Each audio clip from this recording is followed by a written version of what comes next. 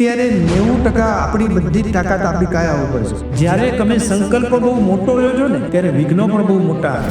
આ દુનિયામાં એક જ વ્યક્તિ એવી છે કે જેના માટે આગમમાં એવું લખ્યું છે એ યોગ્ય હોય કે અયોગ્ય હોય તમારું સમર્પણ યોગ્ય હોવું જોઈએ. ગુરુ બનાવ્યા વગર એક પણ જીવ મોક્ષે જઈ શકતો નથી. કોઈ પણ વ્યક્તિ દીક્ષા લેતા હોય એમનામાં થોડુંક જ્ઞાન તો હોય એટલે એ બધાએ જ્ઞાન તંતુઓ ખુલેલા છે. સરસ્વતી દેવીના એમ નમઃ જાપ તમે પૂરા કરો 1,72,000 અને અંદરથી જ્ઞાનનો દીવો પ્રગટે અને એ દીવો એવો પ્રગટે ને કે આપણે કોઈ પણ ગતિમાં જતા રહી પણ એ દીવો બુજાઈ જાય.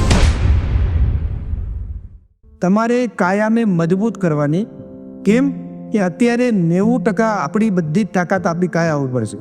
ભલે આપણે ગમે તેટલો સંકલ્પ મજબૂત હોય પણ આ તમારો સાથ ના આપે તો તમે શું કરી શકો મને કહો. આપણે ગોચરી ગણ વાપરવાની છે ને તો એ શેના માટે છે ખબર છે ને કે આપણે ચારિત્ર સારામાં સારું પાલન કરી શકીએ. હવે જ્યારે તમે સંકલ્પ બહુ મોટો લ્યો છો ને ત્યારે વિઘ્નો પણ બહુ મોટા આવે છે. વિશ્વના તમામ જીવોને કર્મોથી મુક્ત કરી અખંડ આનંદ પ્રાપ્ત કરાવો તો પ્રકૃતિની બધી જ નેગેટિવ શક્તિઓ જાગૃત થઈ જાય અને નેગેટિવ શક્તિઓ જાગૃત થાય ને એટલે સૌથી પ્રિય જે વસ્તુ આપણને હોય એના ઉપર હુમલો કરે. એને પહેલાં કાયા ઉપર કષ્ટ આવે પણ સૌથી પહેલાં પરમાત્માનો સંકલ્પ શું હતો કે મારે એવા પ્રદેશમાં જતું રહેવાનું કે જ્યાં બધી જ પ્રતિકૂળતા હોય, બધા જ અજ્ઞાની હોય અને મારા કર્મો ઉપર જ હુમલો થાય. મારા ઉપર ને આપણા ઉપર હુમલો થાય તો હજી આપણે સામનો કરી શકીએ પણ જ્યારે આપણા કર્મો ઉપર હુમલો થાય ને તો આપણે સામનો નથી કરી શકતા. કાયાને કષ્ટ આપવા માટે પ્રતિકૂળતાઓને સહર્ષ વધારવાના.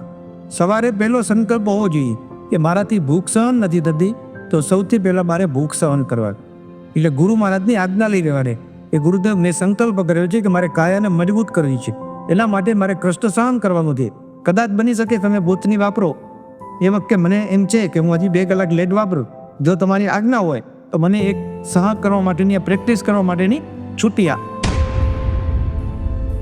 મહુડી ઘંટાકર્ણ આશ્રમમાં અનેક સાધુ સાધ્વીજી ભગવંતોની વ્યાવચ સાથે સાથે સાધના, યોગ અને વાઇટલ ફોર્સ એનર્જીના ક્લાસ કરાવવામાં આવે છે.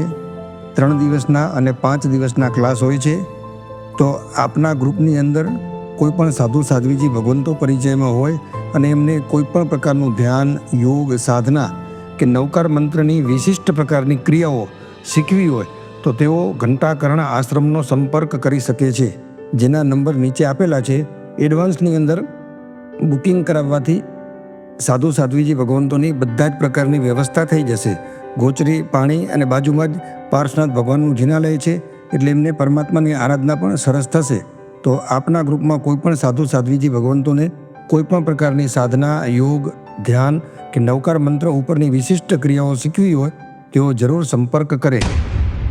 તમને સ્વાધ્યાય ગમવો જોઈએ, તમને ક્રિયા ગમવી જોઈએ પણ એ સ્વાધ્યાય અને એ ક્રિયામાં પણ ઘણા બધા પ્રકારના છે. સામાન્ય ક્રિયા બી છે, મધ્યમ ક્રિયા બી છે, ઉત્કૃષ્ટ ક્રિયા બી છે. હવે ઉત્કૃષ્ટ ક્રિયામાં દાખલા તરીકે પ્રતિક્રમણ કરવા જઈએ આપણે તો આખું પ્રતિક્રમણ ઊભા કરવાનું, બધા જ પ્રકારના બોલનું પાલન કરવાનું, કાવસતની અંદર બધા પ્રકારના શ્વાસોશ્વાસને માપવાના. આ ઉત્કૃષ્ટ પ્રકારની ક્રિયા કહેવાય. એમ આખા દિવસની આપણી જે સાધના હોય એ સાધનાની અંદર આપણું મન એક જ મિનિટમાં પંચર પાડી શકે. શું તમારે મનને સ્થિર કરવાની તો એને લોક સંપર્ક ઓછો કરવાનો છે. એ જ્યારે પણ તમે બોલવાનો ચાલુ કરો છો ત્યારે તમારા આત્મા સાથે સંવાદ કરો, મન સાથે નહીં, તમારા હૃદય સાથે નહીં. કે આ દુનિયામાં એક જ વ્યક્તિ એવી છે કે જેના માટે આગમમાં એવું લખ્યું છે કે એ યોગ્ય હોય કે અયોગ્ય હોય તમારું સમર્પણ યોગ્ય હોવું જોઈએ. ગુરુ બનાવ્યા વગર એક પણ જીવ મોક્ષે જઈ શક્યો નથી. યાદ શક્તિ વધારવા માટે 3 ચક્રો છે. આજ્ઞા ચક્ર, ભાવ ચક્ર અને જ્ઞાન ચક્ર. તેના સિવાય એમ કહેવાય છે કે આપણે પલોઠી વાળીને બેસવાનો, બંને અંગૂઠા પકડવા અને બંને અંગૂઠાને મસાજ કરવાનો. આનાથી લે તમે એને દબાવવાના અને ધીરે ધીરે તમારે અહીંયા આગળ ધ્યાન કેન્દ્રિત કરવાનું. અંગૂઠા દબાતા જાય એટલે જ્ઞાન તંતુઓ બધા ખુલતા જ. નોર્મલી કોઈ પણ વ્યક્તિ દીક્ષા લેતા હોય ને તો એમનામાં થોડુંક જ્ઞાન તો હોય એટલે 2 પ્રતિક્રમણ આવડતા હોય, 5 પ્રતિક્રમણ આવડતા હોય એટલી તો યાદશક્તિ હોય એટલે એ બધાએ જ્ઞાન તંતુઓ ખુલેલા જ.